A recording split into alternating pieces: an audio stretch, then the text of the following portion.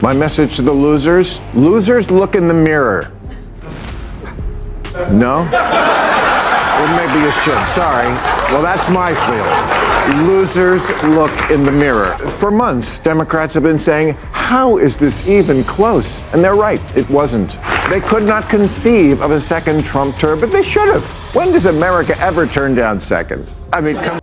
The show started off like any other day, predictable, safe, and a little boring. The hosts were laughing at their own jokes, tossing around the same old takes, and acting like their opinions were untouchable. Then, it all changed. A guest came on who wasn't there to play along. No fake smiles, no polite nods, no letting things slide. He pushed back, challenged their words, and completely disrupted the routine. Suddenly, the hosts weren't so comfortable. Their usual rhythm broke, the tension rose, and the audience could feel the difference.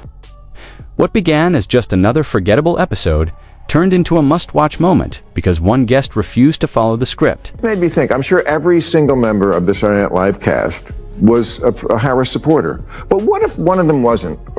What if one of those cast members was for Trump? Would they have felt comfortable saying so? I really don't think so.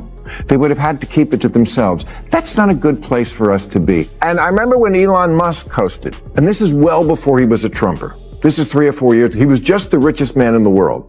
And a number of the cast members on Saturday Night Live, they didn't want to deal with him. And I was thinking, really? You have Elon Musk on your show for a week. You could talk even about this issue that bothers you so much, that he's so rich and lots of people aren't. But no, you don't want to even deal with him. That's what I hate about them. The moment he started talking, the atmosphere completely flipped. The tension in the room was impossible to miss. He went straight at the heart of the show's branded's so-called diverse perspectives. What he exposed was simple. It wasn't diversity at all. It was a stage where one side got free rein, while anyone who disagreed was shut down. He didn't soften his words or try to play nice. He called the panel out directly, pointing to the echo chamber they'd built and how obvious it was. His message was clear: stick to their script and you're fine. But the second you step outside of it, you're painted as the villain before. The next commercial break. President and first Asian president. But I don't vote for who will be the first. I vote for who will win. And for whatever reason, Harris has never been popular. You can count the number of delegates she won in the 2020 primaries on one hand, as long as that hand has no fingers. Sometimes life isn't fair. It's not fair that she's not popular. She's intelligent and accomplished, and in fact was put in charge of the border. And look at how... Okay, bad example. But he wasn't just throwing around cheap insults. He was deliberate. He zeroed in on the show's clear intolerance for any political view that leaned even slightly to the right, especially anything that sounded conservative. Next voice according to him.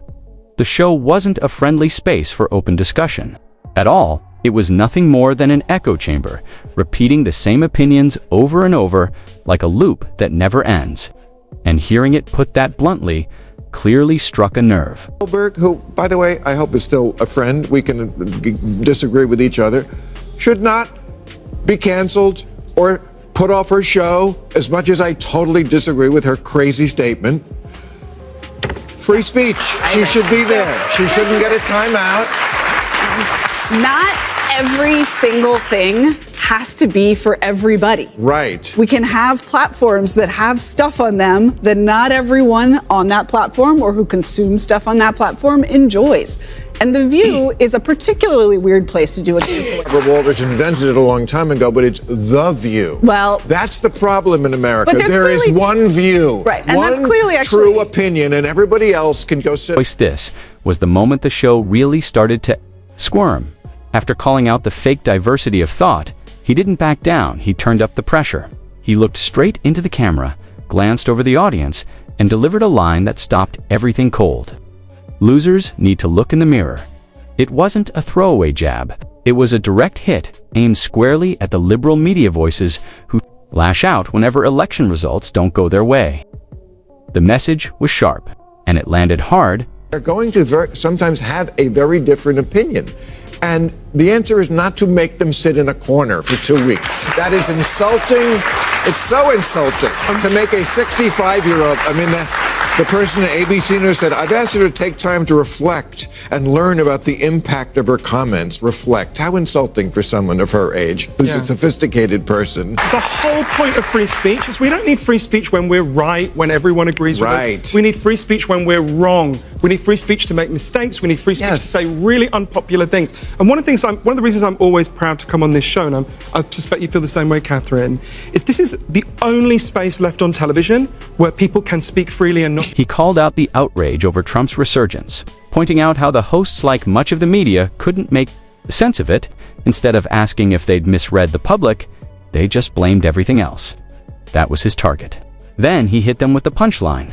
Their denial was like refusing to see reality, trapped in an echo chamber where the same opinions just bounce endlessly around. The point is, they didn't vote for him because of racism and misogyny. They voted for him because they felt like, I think the biggest common denominator in this election is people want a good life and ability to provide for their family. Well, whether we agree or not with Donald Trump's plans, black people they thought that he was reflective. One of the poorest demographics in this country, but they voted for Kamala Harris. But there was a split, and more of them voted for Donald Trump than had historically. I think that there's such a desire. If you really think the vast majority of this country voted because of racism and misogyny, you're missing it. Most of my family, a lot of my family doesn't have college degrees. But the stats are the stats. But that's not, it doesn't say I'm white, I voted for Donald Trump because of racism. That's not, let me just ask, what stat are you talking about? Let me just dissect the Yes, you can. There's a lot Hold on, calm down. The show thought they had things under control, till this guest took over.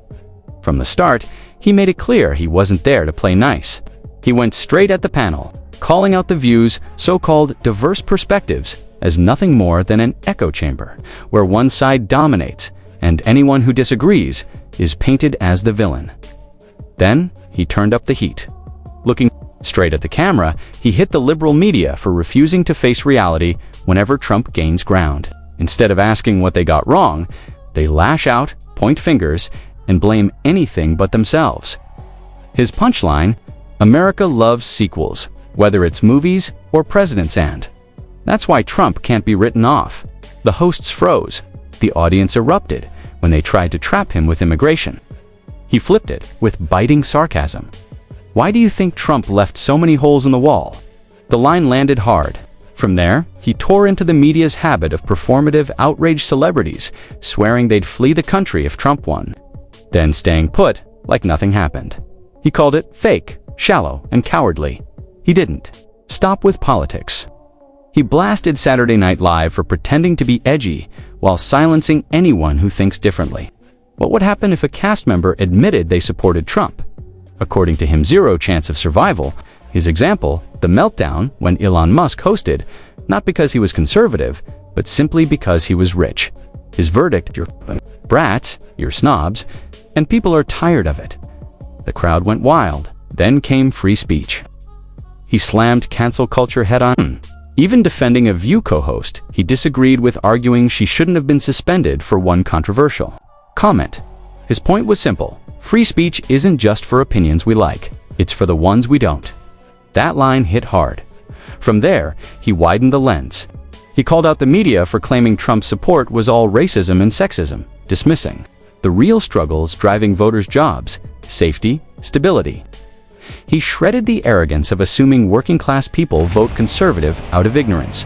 A stat doesn't say, I voted for Trump because I'm racist. He shot back. It was a direct blow to the View's narrative. By the end, the panel was rattled. Every attempt to redirect fell flat. The more they tried to contain him, the more obvious it became. Disagreement on The View isn't debated, it's erased. His closing punch summed it all up, when the only opinion allowed is The View. The truth doesn't just get ignored, gets buried.